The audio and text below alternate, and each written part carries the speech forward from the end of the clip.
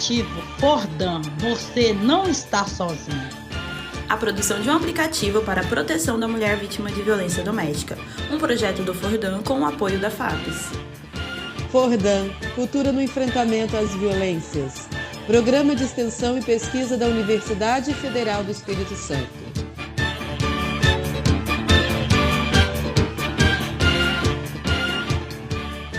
Cento e 174 pessoas acompanhadas e acolhidas durante os 2 primeiros anos da pandemia de Covid-19 na periferia de Vitória. E nenhum caso de morte ou intubação pela doença e nenhum caso de feminicídio. O que parece um milagre é, na verdade, fruto de um trabalho feito com muito profissionalismo e muito afeto pela equipe multidisciplinar do Fordan. Para contar um pouco de quais técnicas e estratégias foram utilizadas para alcançar esse resultado incrível, nós trazemos hoje aqui ao Laboratório de Áudio da UFES 2 membros do Núcleo de Saúde do Fordan, os fisioterapeutas Brenner Araújo Acker e a Danúbia Galvão de Oliveira. Eu sou Fernanda Couzemenco e com os trabalhos técnicos de Robert Souza e Júlia Bruschi, está no ar o podcast Aplicativo Fordan. Brenner e Danúbia, sejam muito bem-vindos, muito grata pela presença de vocês e eu peço que, para começar a conversa, vocês se apresentem, por gentileza. Eu me chamo Brenner Araújo Acker, eu sou fisioterapeuta, atuo no projeto, no Fordan, desde 2015, né, isso. Eu venho desde 2015. Na época que eu comecei a intervir, eu era estudante de uma instituição privada. O Fordan faz parte da Universidade Federal do Espírito Santo. Porém, desde sempre, eu intervi lá com um grupo porque eu me senti parte do grupo. Massa, e é isso. Lindo. E você, Danúbia, se apresenta, por favor. Boa tarde, meu nome é Danúbia Galvão de Oliveira, sou fisioterapeuta, atuo no Fordan desde 2015 junto com o Brenner, porque eu puxei ele junto comigo. Oi. E atuo no Fordan levando as mulheres nas consultas, fazendo os atendimentos também presencial, só que agora a gente tá nessa intervenção, né? Eu fico durante a semana e o Brenner fica no sábado pra ninguém ficar sobrecarregado. Legal. Isso. E aí, assim, são muitos anos de história desde 2015 vocês, é muita coisa, mas hoje eu queria que a gente começasse a falar desse resultado incrível que vocês obtiveram junto com o Fordan como um todo, que é o conjunto com as pessoas, eram 174 pessoas acolhidas na época, né? Quer dizer, quase 200 pessoas e não teve nenhum caso de morte por Covid e nem intubação.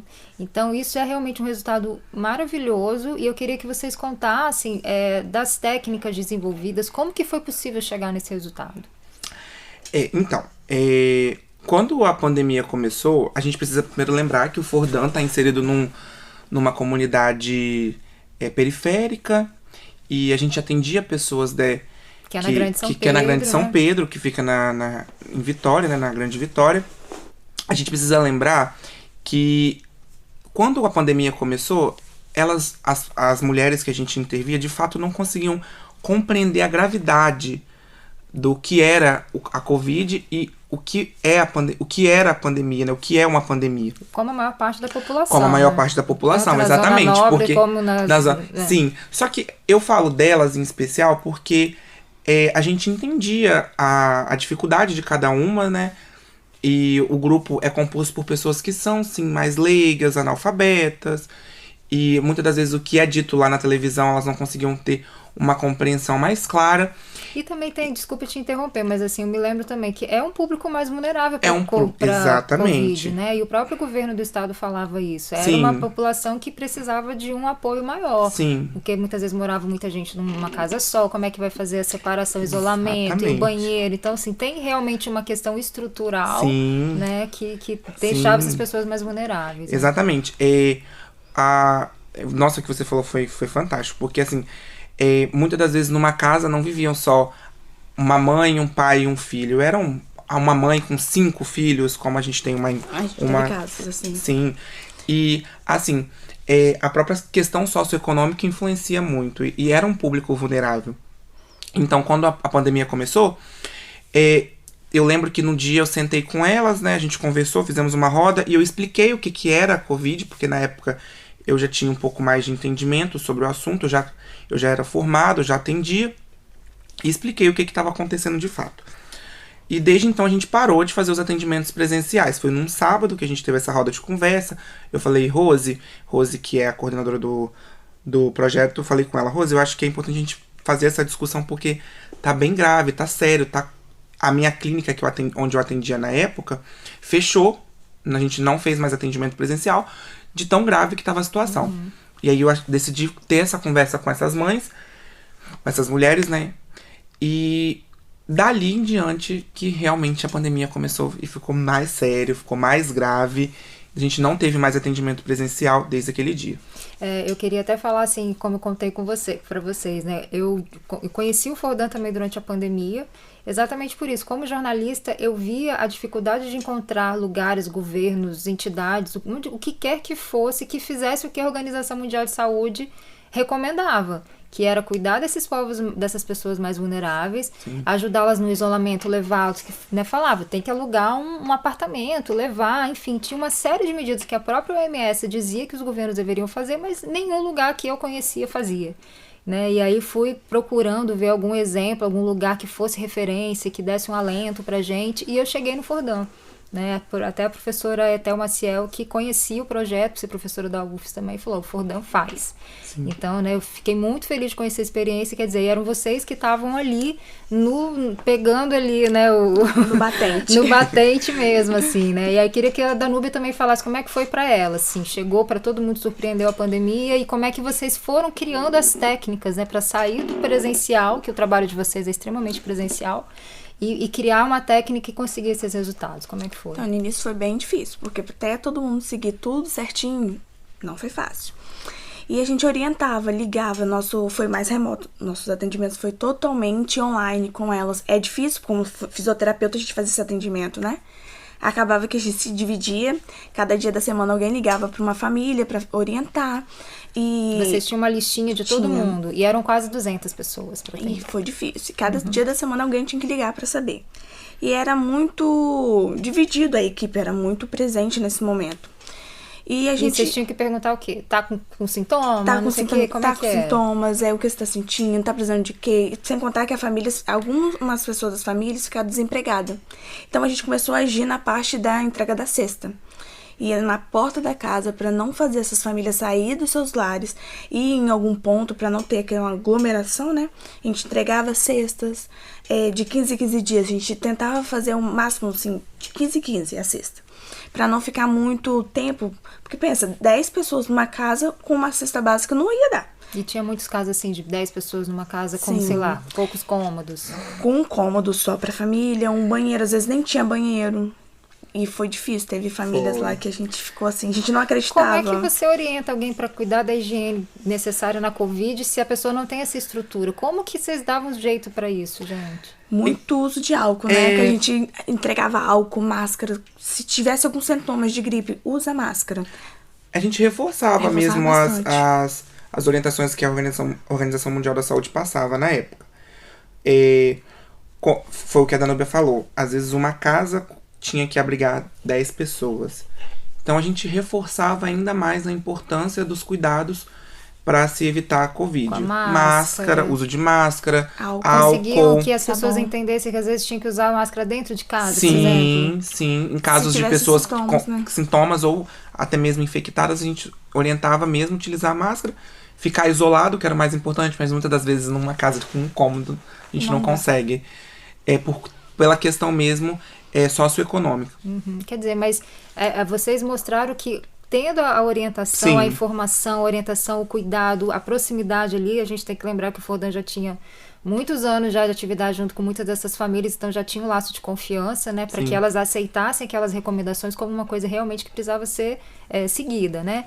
E aí vocês conseguiram que ninguém ficasse entubado, né? Nem entubado, né, gente? Então, assim, ninguém teve caso grave, quer dizer, foi realmente como é que a informação correta, a importância da informação, do combate à desinformação, fake news, é fundamental para salvar vidas mesmo, né? É o cuidado, né? O cuidado. Porque a fisioterapia é muito isso. Não só a fisioterapia. Eu posso falar da fisioterapia porque eu sou fisioterapeuta, mas eu acho que o grupo como um todo, a gente olhar para cada pessoa com um olhar diferente, com um olhar de atenção, de carinho, de cuidado, porque além de tudo a gente cuida dessas vidas. E logo que quando a pandemia começou, eu tive a oportunidade de trabalhar como fisioterapeuta numa unidade de terapia intensiva e o nosso foco era pacientes com Covid. Então, eu, de fato, entendi o que era Covid e o quão grave ela era e o que ela poderia trazer de ruim para uma pessoa que estava infectada. Então, eu consegui passar isso para as mães que a gente acolhia no projeto. Como a Danúbia falou. Explicando assim, que você tem o seu emprego, Sim. né? Ninguém aqui do Fordan praticamente assim vive do Fordan, não é o emprego principal. Não. É uma coisa que a equipe vai sendo formada por afinidades, Sim. por oportunidades, né? É importante destacar isso, que o meu trabalho é totalmente voluntário. Eu faço porque eu gosto e porque foi o que a Rose fala, né? Eu entendi a importância disso pra minha vida e pra vida daquelas pessoas. Porque quando a gente começa com um projeto desses e vê que tá dando certo, é quase que impossível parar. E, puxando o gancho que a Danúbia falou, o atendimento era todo remoto. A gente utilizava do que a gente tinha, que era telefone. Muitas delas tinham telefone. WhatsApp, né, que é um meio mais rápido de comunicação hoje.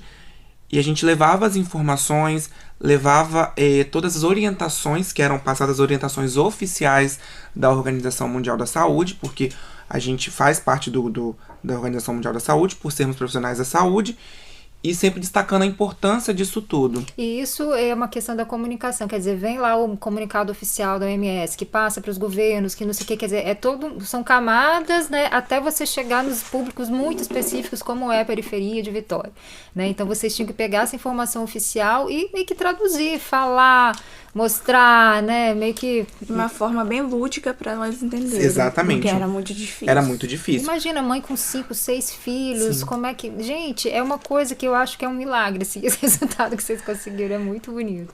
Não, e você sabe que realmente tem que ser uma forma mais lúdica, mais esmiuçar a informação mesmo e trazer ela de uma forma bem mais simples de ser compreendido. Porque a OMS fala, a gente tem que usar máscara, tem que usar álcool gel, porque a estrutura do vírus é assim. Eu não posso chegar para uma pessoa dessa que tá inserida, na periferia, é mais leiga, é difícil compreensão, falar dessa forma. Como é que você fala? Então, olha, a gente tem que lavar a mão corretamente para evitar que a gente pegue o bichinho, o vírus. Eu tive uma paciente, lembrando aqui agora, que a gente foi entubar ela, porque ela tava com Covid, na época que eu era fisio isso no hospital, no lá hospital, no seu emprego, isso. Aí a gente foi explicar pra ela, porque todo paciente que a gente entuba, a gente explica que a gente vai entubar ele.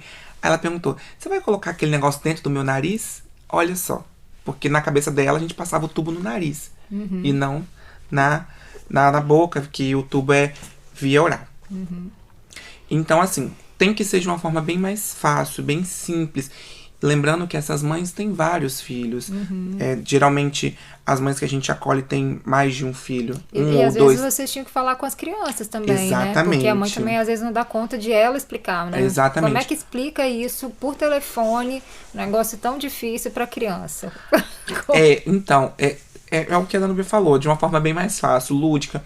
Porque, por exemplo, a Rose falava bem assim, um amiguinho tá com uma máscara, ele vai querer trocar com outro amiguinho, né? Então, quer dizer, a gente tá trocando, compartilhando vírus, não só a Covid, como inúmeras outras doenças. Então, sempre de uma forma mais simples. A gente pegava a informação oficial e traduzia ela para uma forma mais fácil, para que elas conseguissem compreender a gravidade da doença e a importância de se prevenir, de utilizar das formas de prevenção. Aí a Danúbia também falou da questão do teste, né? Vocês pediam muito teste, é isso? Se tivesse sintoma, a gente pedia pra procurar a unidade, né? E a unidade transferiam eles, né? Era ali na Ilha de Santa Maria. Onde se faziam os testes era na Ilha de Santa Maria, que é um outro bairro lá na Grande Vitória, que tinha uma unidade lá específica para fazer a coleta de teste de Covid. Então as pessoas iam, faziam. Sim. E um dado que é oficial, assim, dentro do Fordan, que eu vi no boletim técnico, boletim jurídico, é que realmente não houve intubação nem morte. Mas vocês também ainda estão vendo essa questão se alguém realmente pegou Covid das acolhidas, se houve casos de contaminação, foram muito baixos também, né? Porque vocês não estão muito com esses registros ainda. Porque o que acontece? A gente voltou com os atendimentos presenciais há pouco tempo. E a gente aplicou um questionário com elas para justamente saber se Os sintomas, né? sintomas ou caso de Covid, e elas trouxeram um relato que não. Mas a gente tem que lembrar que nosso grupo é formado por 174 pessoas e ele tá bem reduzido. Quer dizer, tá voltando A gente tá agora. voltando com os trabalhos presenciais. Ninguém relatou. Todas falaram que nem sintomas tiveram. Isso é uma coisa muito boa. Isso é muito bacana, né? E assim, quando a pandemia veio, ela com certeza modificou completamente o jeito de vocês trabalharem, né? E agora novamente está tendo que reinventar. Quer dizer, essa capacidade de criatividade, né? Que vocês têm que inventar métodos próprios, assim, para trabalhar. Como é que está sendo esse retorno, né? Vai começar de novo a tocar nas pessoas, fazer um trabalho assim, como é que é? É uma coisa gostosa que a gente gosta de fazer. A gente sim. gosta de ter o contato. Sim. E a gente compreende também quando elas não querem ser tocadas. Porque algumas sofrem violências, mas não comentam com a gente, né? Então a gente acaba não tocando. Mas a gente tá fazendo uma forma geral para não ter só esse contato físico. Também é um exercício laboral, corporal, tudo isso a gente faz com elas. Respiração, a gente trabalha bastante. O Brenner também tem essa experiência por ser sim. homem, né? E ter chegado no projeto. Queria que você falasse também sobre isso, Brenner, assim, essa memória do corpo delas, né? Da violência. Como é isso? Pois é, eu sempre trago isso, que isso foi muito complicado. No início de tudo, quando eu entrei no projeto, eu era estudante e como figura masculina, geralmente a mulher sofre violência, a maioria das mulheres que a gente intervia sofriam violência por pessoas do sexo masculino, então tinha aquela visão ruim do homem agressor. Então, a fisioterapia é quase que 100% contato com a pessoa. Eu precisava tocar nelas. E muitas das vezes o toque era quase que nulo. Eu não conseguia. E quando eu conseguia, era com muito medo. Porque a gente observa que tem ainda esse receio. Elas tiveram que entender que às vezes o toque ele é curativo e não uma agressão. Sim, né? Exatamente. É justamente isso. Eu tô tocando você, mas eu estou tocando para te curar. E tanto que quando ele começou a ter essa aproximação com as mulheres, elas só queriam ele. Não me rejeitavam. Eu ficava assim, gente... Sim, é porque a gente acaba estabelecendo... Demorou um pouco. E eu me questionava na época a Rose.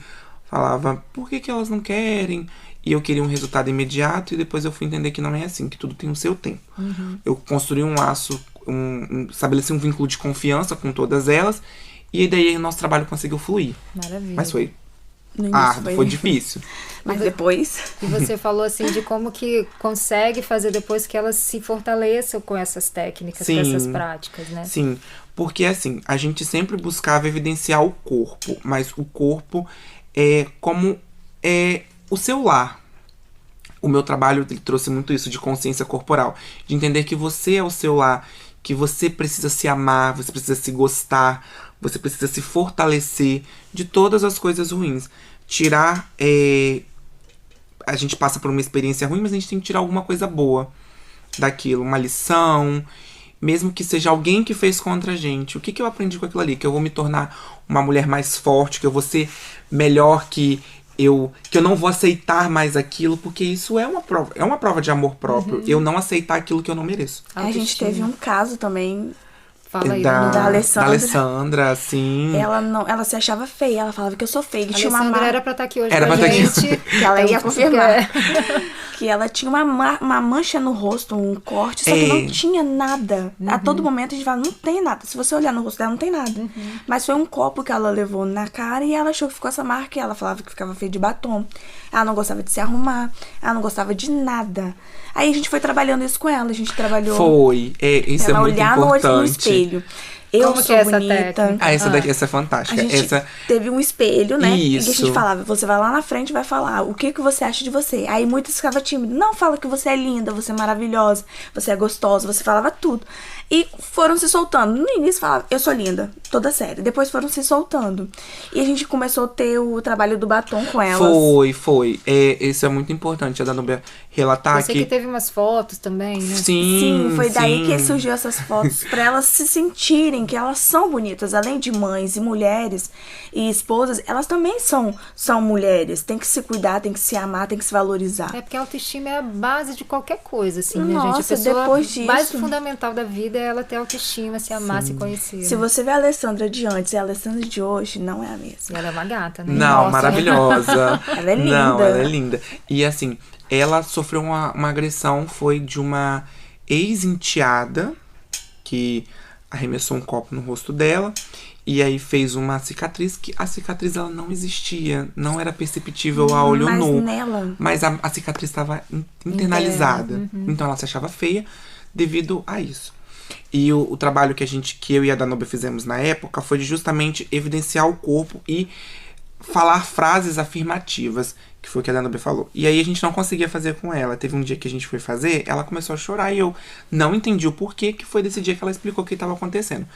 E eu preciso lembrar também que a gente tinha intervenção de psicólogas, e as psicólogas me ajudaram na época, e foi daí que a gente conseguiu desenvolver essa autoestima da Alessandra. Ai, que maravilhoso, gente. Eu nem sei mais o que perguntar pra vocês. Posso ficar horas aqui ouvindo, maravilhoso. E vocês têm algo mais que vocês gostariam de destacar, assim, algo marcante na vida de vocês, né? O Brenner contou uma história de uma viagem pra Bahia. Tem milhões de histórias, né, gente? Mas vamos escolher uma história aqui de cada um. Essa da história da Bahia é interessante. Tá, eu acho que ela é boa. Cada um conta uma história. Tá, então eu vou contar a minha experiência da Bahia, que foi a mais forte pra mim. Não é só se eu contar do início, não? Conta do início, então. Tá bom. Não, mas pode contar. Não, você quer contar do início? Então conta. Meu Deus, quanta gentileza. Era uma pessoa que era acolhida pelo Fordan e ela sofria violência. Só que, de fato, a gente não presenciou, né? Só que com o tempo, ela foi se fortalecendo dentro do Fordan, foi criando coragem, até que ela reagiu. Uma das confusões deles, né?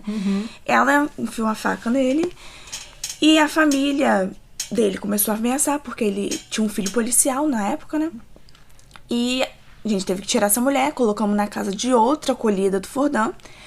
Às 4 horas da manhã, eu tive que pegar um Uber pra buscar ela e levar até a rodoviária pra entregar ao Brenner, né? Isso. E aí... Não, deixa eu só fazer um parênteses, porque isso aí é meio que o dia a dia do Fordan, assim, né? Sim. Vocês estão ali até hoje com essas mulheres acolhidas ali, telefone de todo mundo, a história, vocês sabem a história de cada uma, nananana. E às vezes se tem uma demanda como essa, tem mesmo que pegar o carro, ir lá salvar a vida dela, levar para outro lugar, né? Tem que fazer uma cesta básica de emergência, tem que ir com ela no consulta médica porque ela não quer ir lá para saber, enfim. Isso é o dia a dia, é essa coisa de estar ali junto, né? Vocês estão juntos, né? Mesmo, as pessoas se sentem no colo mesmo, assim, né? Sim. O objetivo principal é justamente fazer esse acolhimento e dar as orientações necessárias. E salvar a vida delas. E salvar dela. a vida delas. Exatamente, a gente faz isso. E foi o que a Danube estava falando dessa pessoa que foi acolhida, dessa mãe que foi acolhida. Eu falo mãe porque... Todas são quase, né? Todas são mães, então assim, é uma forma carinhosa de chamar elas. Essa mãe em especial, ela tinha uma família no interior da Bahia. Na época eu estava finalizando a faculdade. E a tia Rose, que no caso é a Rose, que é a orientadora, que é a coordenadora, perdão. Ela entrou em contato comigo e perguntou: Brenner, você pode fazer o favor de levar ela lá na Bahia? E aí eu fiquei assim, meu Deus. Eu não contei pra ninguém da minha família. Ai, meu Deus, não. Pode falar isso aqui, gente. Não pode?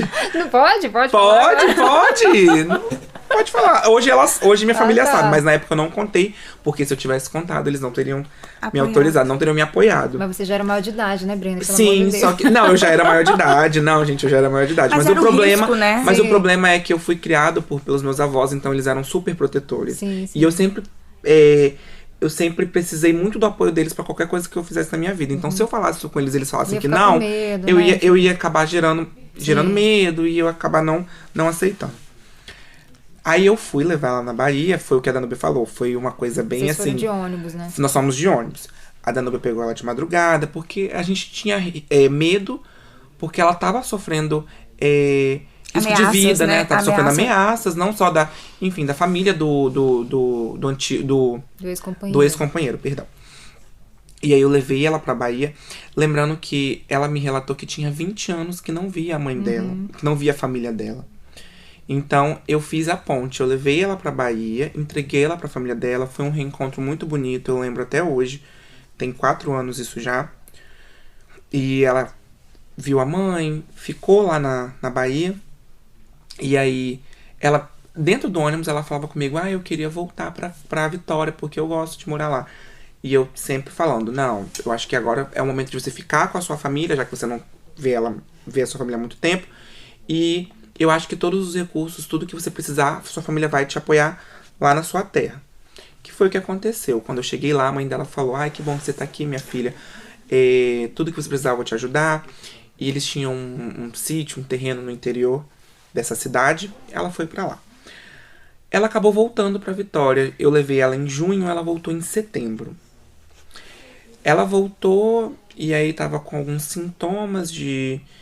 Eu não lembro muito bem, não sei se foi na mama ou se foi no útero. Acho que foi no útero. Foi no útero, então. E aí a gente acabou, o Fordan, eu lembro que o Fordan fez a ponte, a gente conseguiu levar ela pro hospital e infelizmente ela acabou falecendo com câncer. Entendi. Ela já tava com câncer, só que ela não sabia. Entendi. Então assim, eu acho Mas que o que isso foi marcante pra você, pessoalmente? Então, pra mim, eu acho que isso foi marcante. Eu fiz o reencontro dela. Ninguém poderia levar ela na época. Então, assim, pra mim foi muito importante porque me fortaleceu. Eu levei uma pessoa que não sabia que ia morrer, mas acabou morrendo, pra rever a família dela que não via há 20 anos. Então, isso pra mim foi importante. Eu acho que era necessário eu fazer isso. Era necessário eu dar esse último contato com a família dela, porque depois nunca mais ela viu a família isso dela. Preencheu seu coração de alguma forma. Não, demais. Assim, pra mim foi incrível. Eu acho que foi a experiência mais marcante que eu tive com o Fordan. E sem sombra de dúvida, eu acho que vai ser pra minha vida toda. Ai, que bacana, que lindo. Danúbia, quer contar alguma história também? Danúbia tem várias, tá? Imagino, todos vocês, né? Danúbia tem várias. Tem várias, mas a recente mesmo é da acolhida que a gente... Posso falar o nome dela? Não sei, acho que é melhor agora não, né? Deixa depois quando a gente você trouxer corta isso? ela aqui, Depois você corta isso. Ela tava se recusando a pegar um exame, o resultado. Se recusava toda vez, falava que não queria saber, se tivesse que morrer, que morria. Só que eu falava bem assim, lembra que você é uma mulher, tem filhos, e você precisa se cuidar pra cuidar deles. Exame de? Descobriu que tinha câncer. Tá. No era uma colo biópsia. Era uma biópsia. Ela não queria pegar o resultado de jeito nenhum. Aí teve a Tânia, né, que é a psi, conversando com ela de um lado, ela não queria. Até que ela falou comigo, eu só vou se for com você. Se for com outra pessoa, eu não aceito pegar o resultado. Nisso, eu fiquei assim, meu Deus, que missão. Fui com ela no primeiro dia, não consegui pegar o resultado, que tava fora do sistema. Até que uma pessoa que trabalhava lá dentro conseguiu pegar o exame, o resultado, só que eu não contei. Falei, não vou contar, deixa a médica dar o resultado, porque eu não sabia como falar. Aí passou uma semana, teve a consulta, levei ela lá, ela ficou sabendo, só que ela saiu de lá de dentro com uma aura diferente. Eu achei que ela fosse sair toda triste, do jeito que ela tava se recusando a saber. Foi aí que ela falou, o último martelo bater é o de Deus, então, se ele não bater o martelo, vou me cuidar. Isso me deu assim, falei, gente, como pode? Eu falei essas coisas pra ela antes disso, ela pega e fala isso de novo. Hoje em dia a gente tá fazendo os tratamentos direitinho, na radiografia, nas consultas, e eu acompanho ela, junto com a Samela, pra ela não se sentir só. Isso me fez pensar que, como a gente não é só o cuidado físico, assim, de movimentos, de alongamentos, de tirar liberação, de tirar tensões, nada. A gente também pode ser o cuidado estando com a pessoa numa situação tão difícil pra ela, né? Uma coisa que a gente faz pra fortalecer. O nosso fortalecimento não é só físico, é também mental. Emocional, um cuidando do outro. E todo dia ela me manda mensagem, Núbia, hoje eu acordei feliz, acordei alegre, acordei desse jeito. Aí quando ela tá triste, ela me manda, aí eu falo com ela, converso. Além de fisioterapeuta, a gente também tem essa formação, assim, diante deles, né, de ser tipo um psicólogo. Sim, não que a gente seja. Não que a gente seja, mas eu acho que essa humanidade, né? O fato de você ter alguém que você pode contar em todas as horas é muito importante. Então elas veem a gente que eu falo, eu e a Danúbia, como suporte mesmo, não mental. Mental, assim, que eu falo de desabafar. Preciso conversar. Mas é mais emocional. É mais emocional, exatamente. É porque a gente criou esse laço com elas, né? Estabelecemos um vínculo de confiança. De afeto. Né? Tem coisas que elas contam pra gente, que não conta pra Rose, que não conta pra Psi, que eu fico assim, como pode?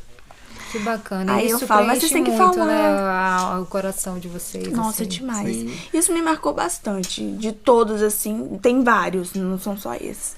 E nas próximas a gente vai contando mais casos. Tá ótimo. Gente, vamos ter que encerrar por hoje. Arrasou. Obrigada aqui por falar um pouquinho desse trabalho incrível e que, assim, a gente colocando esses resultados, informações, afetos aqui, que isso reverbere, né, que outras instituições ou que os governos, porque tem que lembrar também que tudo isso que vocês fazem tá tudo relatório também, Sim. né, isso tá gerando dados científicos também, que a ideia é que isso se transforme de alguma forma em política pública, enfim. O Fordan também tem esse aspecto da pesquisa científica, né, então o que a gente está falando aqui não é só, né, um afeto, não. É uma questão que a gente quer realmente que vire política pública, né? Então, mostrando que com cuidado, com atenção, com humanidade, a gente consegue realmente salvar vidas, né? Sim, com certeza. Eu acho que é uma das funções do projeto, né? Por ser um projeto de extensão, é coletar dados, gerar dados e dali se criar novas políticas públicas. E claro, elas não estão sozinhas. Isso aí. Obrigada, gente. Nada. Beijo. Aplicativo Fordan, você não está sozinho. A produção de um aplicativo para a proteção da mulher vítima de violência doméstica. Um projeto do Fordan com o apoio da FAPES. Fordan, Cultura no Enfrentamento às Violências. Programa de Extensão e Pesquisa da Universidade Federal do Espírito Santo.